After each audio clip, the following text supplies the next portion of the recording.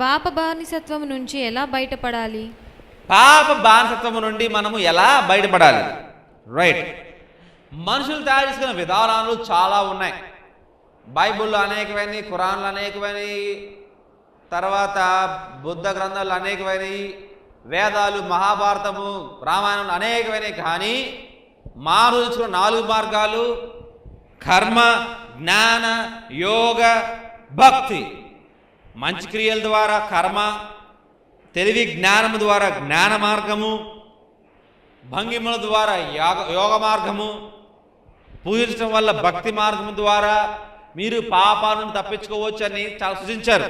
కానీ వేదాలు ఏమంటుందంటే, భగవద్గీత ప్రకారము 2వ అధ్యాయం 50 ప్రకారం చూసుకున్నట్లయితే, ముక్తి, ఈ పాపం నుండి వచ్చే ముక్తి ఎక్కడి నుంచి రాదు, దేవుడు వల్ల తప్ప.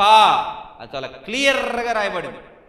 కాబట్టి ఒకసారి మీ గ్రంథాలని, మత గ్రంథాలను తీసి చదివి మీ అంతటి మీరే బాగా తెలుసుకోవాల్సిందిగా కోరుతున్నాను.